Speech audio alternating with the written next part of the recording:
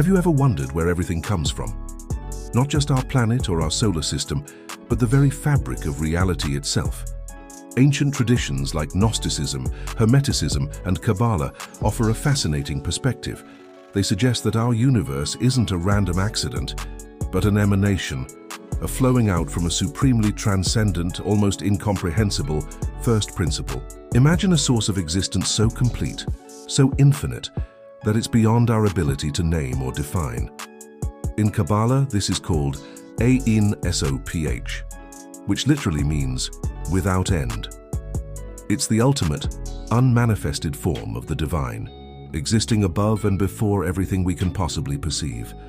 It's the silent, infinite potential from which all creation springs. From this infinite source, the first emanations or ripples of being begin to appear. The Gnostics called these Aeons. The word Aeon means eternity, and these aren't just periods of time, but divine beings, levels of consciousness, or realms of existence. Think of it like a ladder of light, with each rung or aeon leading from our material world back up to the ultimate spiritual home, which the Gnostics called the pleroma, or the fullness. The divine mind itself is seen as the mother of these aeons. The very first aeon is described as being beyond the mind, supra-intelligible, the original idea of all being. It's the source from which all other essences and essential qualities flow. This idea of a primary source branching into multiple aspects isn't unique to Gnosticism. Long before the Christian era, we see similar concepts. The Hindu Trimurti, Brahma the creator, Vishnu the preserver, and Shiva the destroyer, is a perfect example of a single divinity expressed in three primary functions. These ancient philosophies often explain that titles like Father, Creator, or Lord are not the true names of the ultimate source, but rather descriptions of its actions and benefits as they relate to us. The concept of a divine trinity is also deeply embedded in these mystical systems. If we look at the Kabbalistic tree of life, the highest three spheres, Kether, Chokmah, and Binah, form the first triad.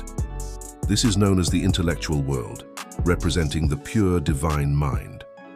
This triad is often seen as a reflection of a divine trinity, a supreme father principle, a divine wisdom or mother principle, and the understanding that flows from their union. In Christian theology, we have the Father, the Son, and the Holy Spirit.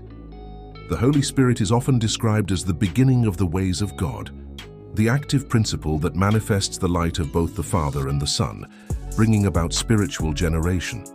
Interestingly, in early scriptures, you find references to the sons of God, or the Elohim. In Genesis they say, "Let us make man in our image, after our likeness."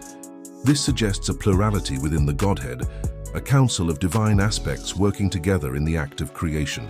From the first emanations, we get another profound concept, the monogenes, or the only begotten.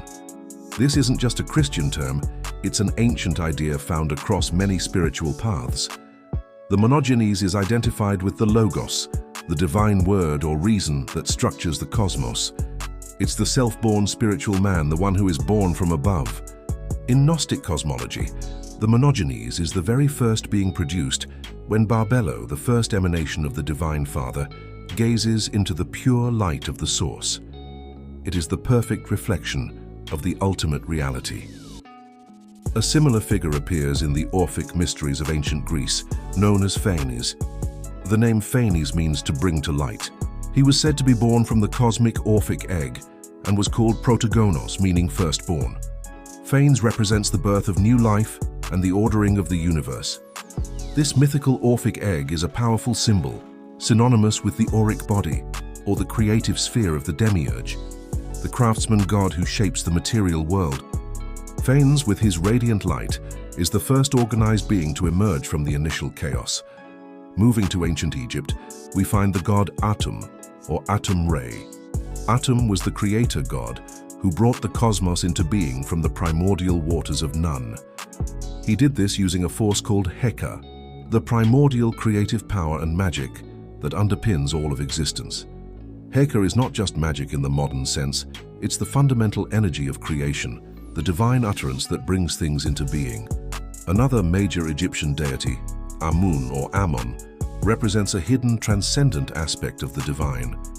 His name means the Hidden One. Over time, he became associated with the creator sun god Re, as Amun-Re, the king of the gods.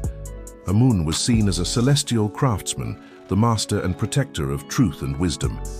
The Greeks, recognizing this supreme quality, often equated their own king of the gods, Zeus, with the Egyptian Amun. So what does all this tell us? It shows a remarkable pattern across cultures and ages. A single infinite unknowable source gives rise to primary emanations, trinities, divine councils, and firstborn beings of light. These beings, whether called Aeons, the monogenes, or phanes, act as intermediaries. They are the architects and patterns for the universe that follows. They are the initial steps down the great ladder of creation, from pure unified spirit into the beautiful complexity of the manifest world. These systems provide a map, not just of the cosmos, but of our own consciousness. By understanding these divine origins, we begin to understand the divine spark within ourselves. We see that we too are emanations of that one source, and that the path of the Aeons is a path back home. Thank you for joining me on this journey through the cosmos of the ancient mystics. If you found this fascinating, be sure to like, subscribe, and hit the bell for more explorations into the deep truths of our existence.